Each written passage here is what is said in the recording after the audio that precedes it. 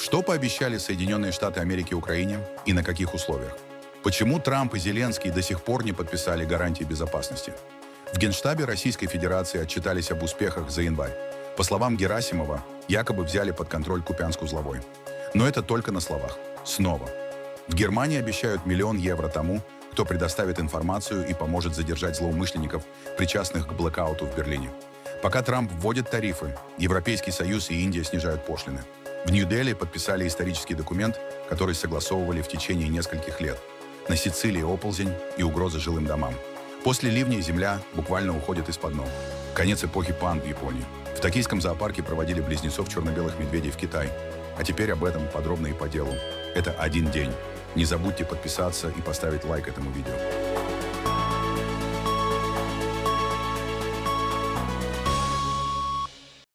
Администрация Белого дома дала понять Киеву, что гарантии безопасности Украине будут предоставлены в случае его согласия на вывод войск из Донбасса, пишет Financial Times. По данным газеты, Белый дом также сообщил, что в мирное время готов пообещать дополнительные поставки вооружений для вооруженных сил Украины, если Киев выведет войска из подконтрольных ему районов Донбасса. Обсуждаемые американские гарантии могут включать формулировки, схожие со статьей НАТО о коллективной обороне, в том числе обещание скоординированного военного ответа в случае возможного нападения. По словам одного из собеседников, Киев считает такие гарантии слишком расплывчатыми. Высокопоставленный украинский чиновник заявил в беседе с ФТ, что вопрос гарантий каждый раз откладывается именно тогда, когда их можно было бы зафиксировать. Он отметил, что Украина настаивает на получении четких обязательств до того, как будут обсуждаться какие-то территориальные уступки. Однако в Белом доме официально отвергают эту информацию, назвав ее ложной, написал киевский корреспондент издания Кристофер Миллер. В ответ на вопросы об условиях, связанных с гарантиями безопасности, заместитель пресс-секретаря Белого дома Анна Келли заявила: «Это абсолютно не соответствует действительности. Единственная роль США в мирном процессе заключается в том, чтобы свести обе стороны за стол переговоров и помочь им заключить соглашение». При этом Россия, несмотря на разговоры о мире, от своих ультимативных требований не отказывается. Вывод из Донбасса – путь к миру для Украины. Напомним, следующая встреча сторон запланирована на 1 февраля. Однако о чем именно идут переговоры, официально не раскрывается.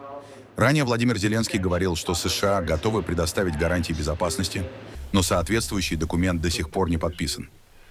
Россия и США не смогли достичь компромисса по возможному мирному соглашению после 5-часовых переговоров в Кремле, сообщил в среду пресс-секретарь Кремля. Переговоры были сосредоточены на территориальном вопросе, то есть на российских притязаниях на весь Донбасс. Почему же Донбасс – это ключевой элемент в мирном соглашении, объясняет преподаватель Оксфордского университета доктор Марни Хоулет. С точки зрения стратегии, Донбасс важен для России по нескольким причинам. Во-первых, это означает возможность расширения территории России на запад за счет украинских земель под предлогом защиты этнических русских или русскоязычного населения. Именно этот нарратив используется для оправдания вторжения уже как минимум 3,5 года. Кроме того, помимо Донбасса, стратегически важными для России становятся Херсон, Николаев и Запорожье, поскольку это дает больший доступ к Черному морю при продвижении на запад, а в перспективе и к Одессе. Это фактически отрезало бы Украину от выхода к Черному морю. Крым уже был оккупирован и аннексирован несколько лет назад. А захват Луганской, Донецкой, Запорожской и Херсонской областей позволил бы России, по сути, задушить Украину. По большому счету можно сказать, что Россия хочет захватить всю Украину, а не только Донецк. Россия не показала никаких признаков того, что она намерена остановить войну после получения Донецка и Луганска. Если бы это было так, не было бы полномасштабного вторжения в 2022 году. С 2013 по 2014 годы мы видим усиление стремления Украины к западной интеграции, что лишь усилило желание России удержать ее под своим контролем. Донецк и Луганск проще удерживать, поскольку Россия оккупирует их с 2014 года. Там созданы марионеточные власти, назначены свои люди, ведется идеологическое воздействие, в том числе на детей. Эти регионы контролировать значительно легче, чем новые территории. Опасение, и во многом обоснованное, заключается в том, что если Донецк и Луганск будут захвачены силой, это лишь создаст почву для новых вторжений России. Когда в 21 веке легитимизируется изменение границ силой, это открывает путь к дальнейшему переделу границ. Это очень опасный прецедент. Украина важна для России как буферная зона и как экономический ресурс. Потеря Украины означает для России утрату статуса империи, а это крайне трудно принять для любой уходящей империи. Российское военное руководство снова отчиталось об успехах в войне против Украины. Начальник Генштаба Валерий Герасимов заявил, что в январе российские войска якобы захватили сотни километров территорий. Войска объединенной группировки продолжают наступать на всех направлениях. С начала января освобождено 17 населенных пунктов, под наш контроль перешло более 500 квадратных километров территории. Также он заявил не только о продвижении вглубь Украины, но и о захвате станции Купянск-Узловой. На восточном берегу реки Оскол воинские части 1-й танковой армии продолжают уничтожение окруженных формирований противника. Освобожден Купянск-Узловой. Осуществляется проверка и зачистка городских кварталов в этом городе. Однако это заявление сразу вызвало недоумение. Причем даже среди сторонников войны в самой России. Асинтеры и так называемые Z-блогеры признают, никаких подтверждений этим словам нет. По их же данным, российские войска не только не контролируют Купянск-Узловой, но и не подошли к нему вплотную. Чтобы не обидеть чувств каких-нибудь глубоко уважаемых генералов, очень аккуратно объясню по Купянск-Узловому. Красным обведен Купянск-Узловой. Синим подчеркнуты населенные пункты, которые, мягко говоря, не совсем под нашим контролем. Жирная черная, не красная линия — это граница, до которой есть визуальное подтверждение контроля ВСУ. Стоит отметить, это уже не первое подобное заявление Валерия Герасимова. За время полномасштабной войны российское командование не раз брало украинские города на словах. Теперь в список добавился и Купянск-Узловой. При этом Минобороны не предоставила никаких видео, фото или других доказательств. Ночью Одесса вновь оказалась под ударом российских беспилотников. По данным областных властей, регион атаковали более 50 ударных дронов. Один из шахедов попал в жилой дом в центре города. В многоэтажке вспыхнул сильный пожар, часть здания обрушилась, в стене образовалась огромная пробоина. Спасатели всю ночь разбирали завалы и выводили людей из разрушенных квартир. По последним данным, ранения получили 23 человека. 9 из них госпитализированы. Среди пострадавших 2 детей и беременная женщина. 1 человек находится в тяжелом состоянии. Под завалами обнаружено тело мужчины. По информации МВД, еще 3 человека могут оставаться под обломками. Поисково-спасательная операция продолжается. В результате атаки повреждены десятки жилых домов, детский сад, лицей, фитнес-центр, автомобили, а также церковь в центре города. Кроме того, российский удар пришелся по энергетическому объекту. Компания ТЭК сообщает о колоссальных разрушениях. В Одесском районе возникла аварийная ситуация на оборудовании. Без электричества временно остались жители части Пересыпского и Хаджибейского районов. На месте работают спасатели, медики, полиция и психологи. К разбору завалов привлечена тяжелая техника и кинологи с собаками. Власти Германии объявили вознаграждение в 1 миллион евро за информацию, которая поможет задержать подозреваемых в атаке на энергосистему Берлина. Об этом сообщил министр внутренних дел Александр Добринт. По его словам, нападение совершила леворадикальная группировка «Вулкан-Группен». Сегодня была опубликована стратегия розыска группировки «Вулкан-группы», совершившей нападение на энергетическую инфраструктуру Берлина.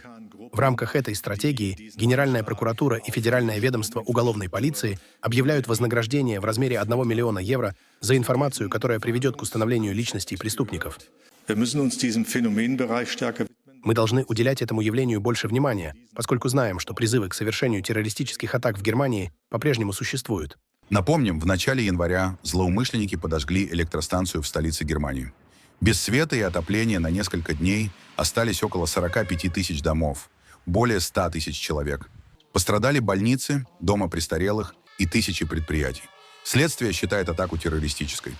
Власти заявляют, что в стране сохраняется угроза новых нападений и розыск причастных продолжается. Индия и Европейский Союз заключили торговое соглашение, переговоры по которому длились несколько лет.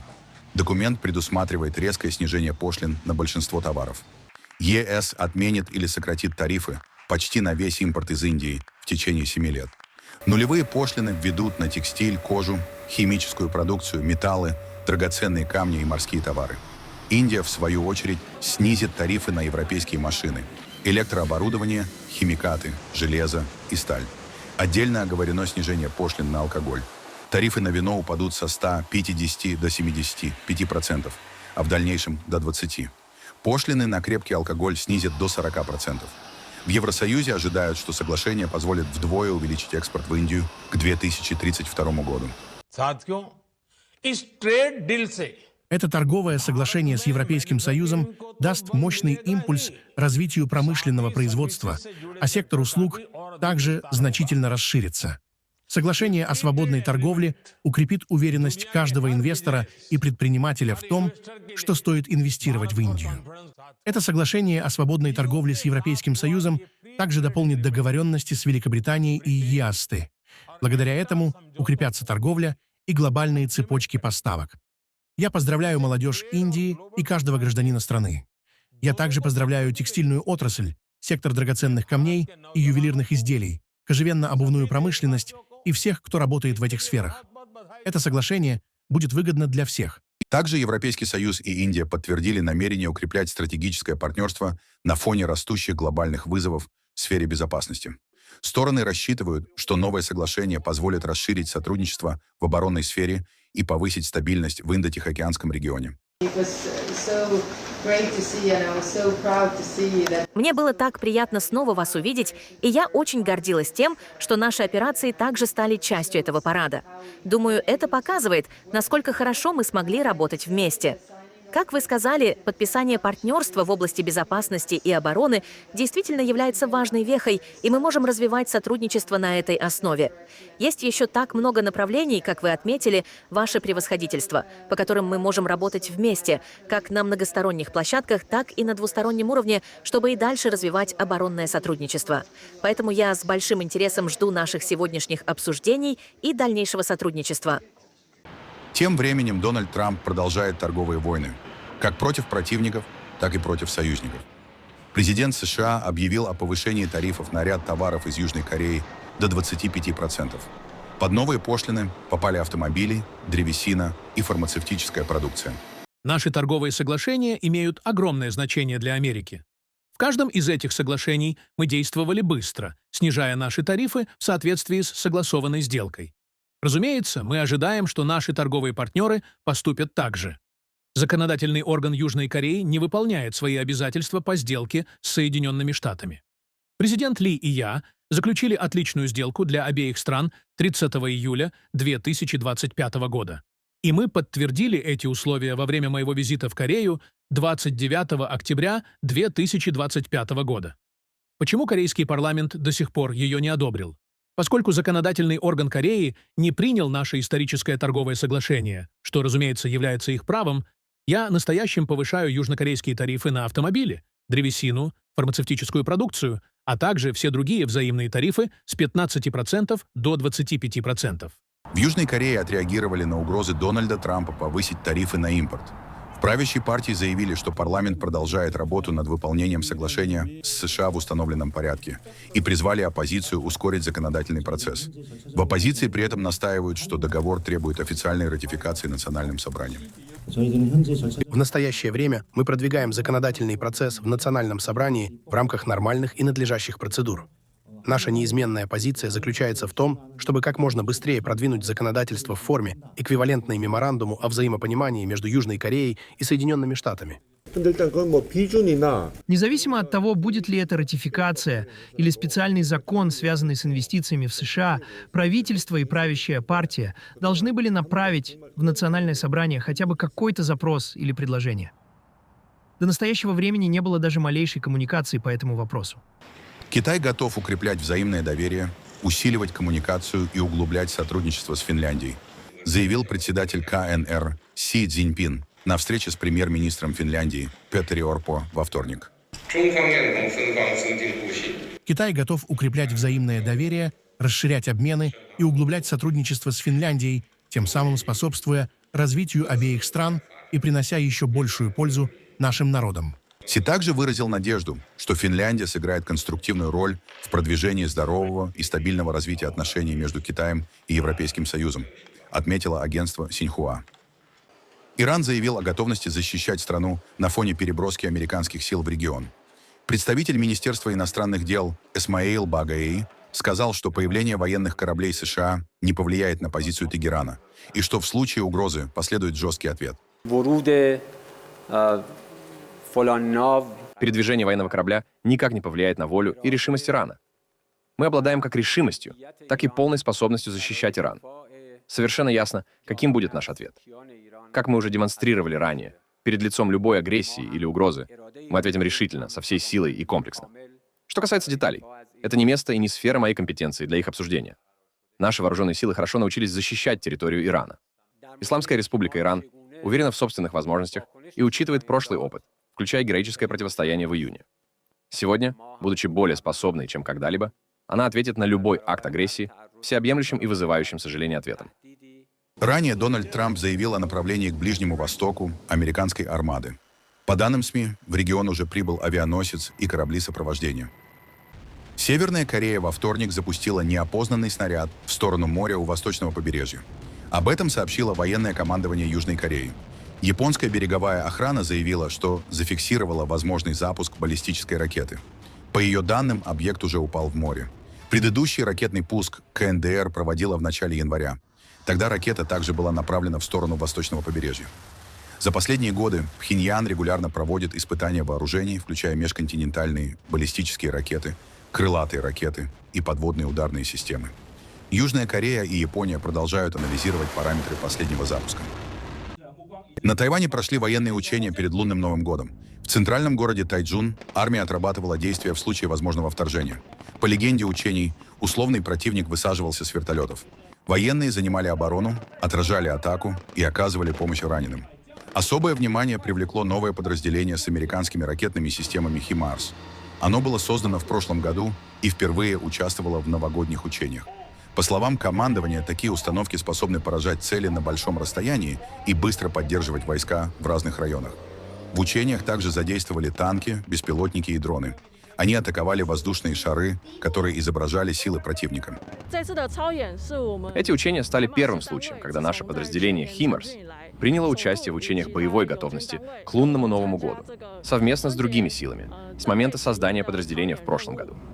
Для нас это была отличная возможность проверить эффективность нашего оборудования, а также продемонстрировать общественности результаты нашей последовательной и интенсивной подготовки.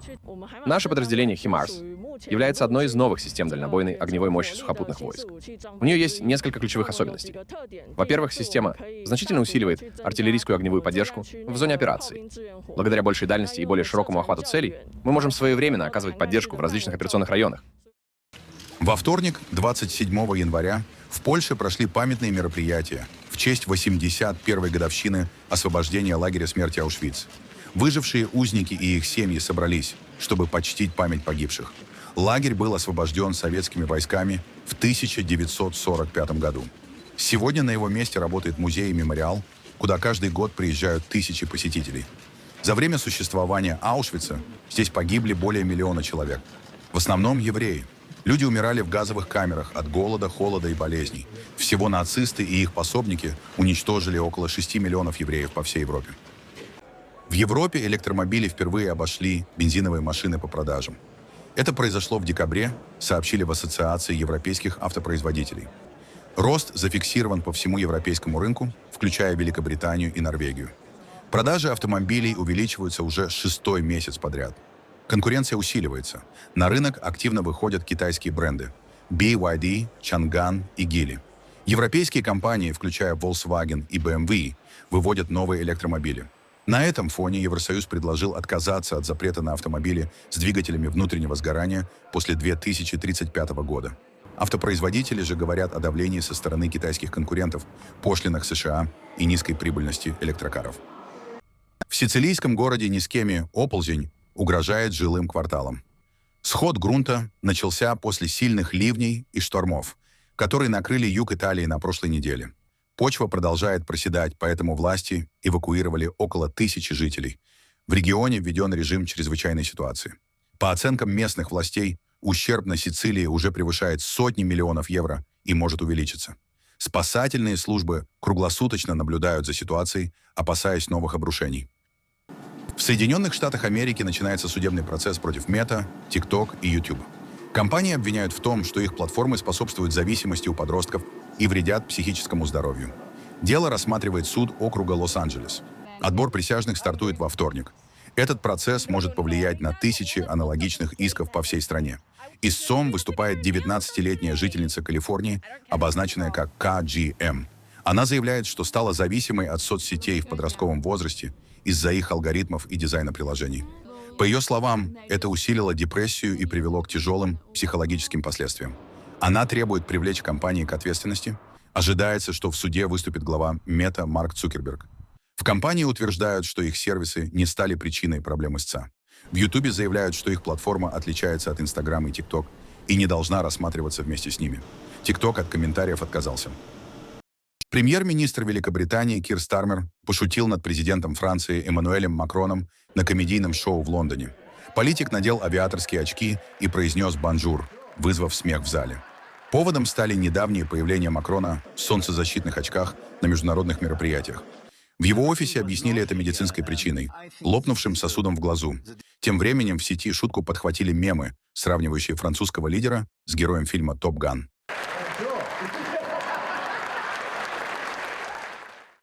В токийском зоопарке Уэно «Прощание» Япония проводила последних гигантских панд. 4-летние близнецы Сяо-Сяо и Лэй-Лэй отправились обратно в Китай. У ворот собрались сотни поклонников. Многие пришли с флагами, игрушками и в костюмах панд. Люди снимали момент, когда грузовик с животными покидал зоопарк. Директор Уэно признался, чувства смешанные. Благодарность за годы, которые панды провели в Японии, и грусть от расставания. Но, по его словам, провожать их нужно с улыбкой. Отъезд панд означает конец целой эпохи.